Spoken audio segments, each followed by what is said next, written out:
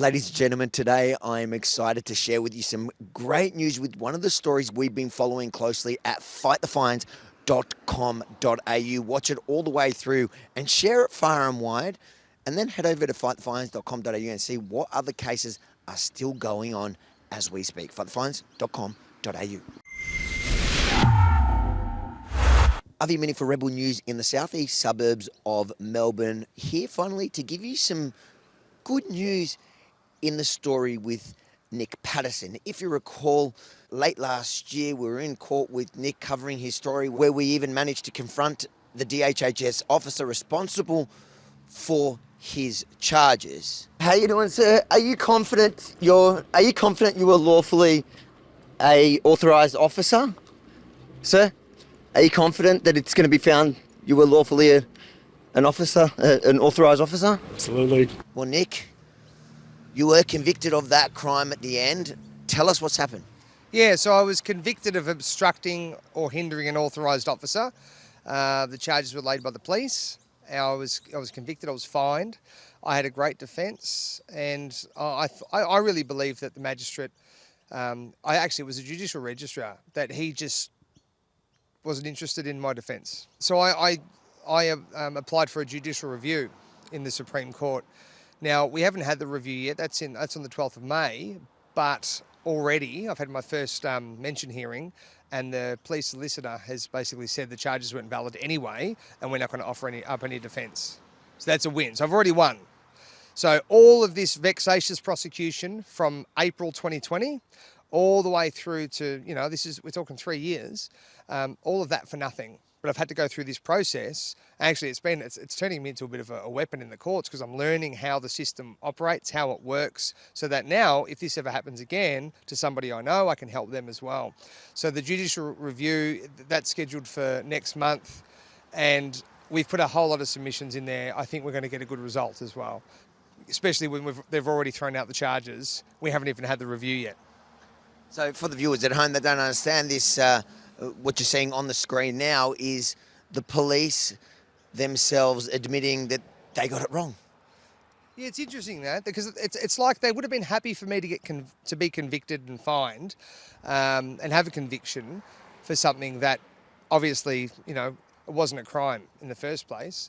And it's actually, it's not easy to do a judicial review. Like, it's a huge amount of paperwork, and if you don't have the funds and resources to fund it, pay somebody to do it, which would be very expensive, people just can't do this. So I could imagine many people probably in the magistrate's court get convicted of these kinds of offences. But if you have a good technical argument and you can prove that the law, has been mismanaged or they've mismanaged their powers, you can get a good result if you go to the Supreme Court.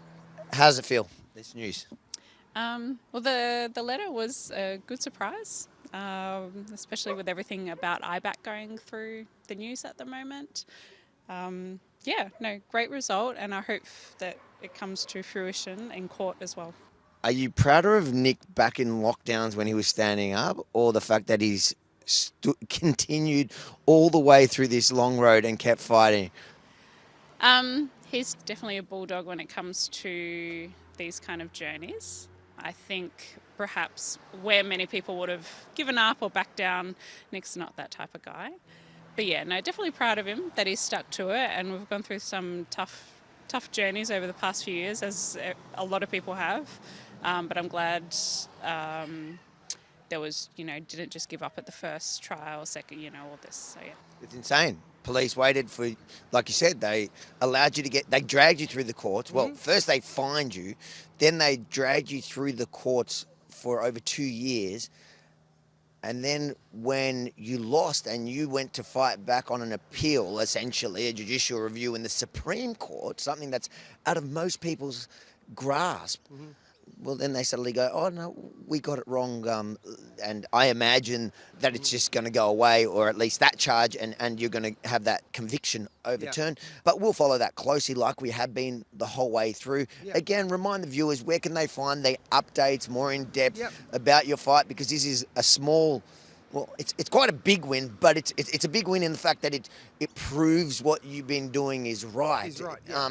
but it's small in comparison with the fight you have ahead of you. Yeah. Where can people find the details for that? Yeah, it's fightcorruptpolice.com, and the emphasis is on corrupt. It's not fight police, it's fightcorruptpolice.com. So do they have to type it in as capital corrupt? No, I'm just... No. And I'm on Telegram, so t.me/fightcorruptpolice. So yeah, this is a big win in that I have a big trial coming up for these alleged assault charges that you've been covering as well on the 1st of June. By winning this, it's less ammo for them to throw at me in the trial. If this David versus Goliath battle, or Nick versus Dan, I guess, battle proves anything, it shows that if you stand up and fight, you can win. So make sure to like, comment, but most importantly, share it far and wide, because I guarantee you that no one in the mainstream media will tell this story, this victory, to the world, because it doesn't suit the narrative. And then head over to fightthefines.com.au, see all the other cases that are running as we speak, some through our campaign and others like Nick on their own. fightthefines.com.au.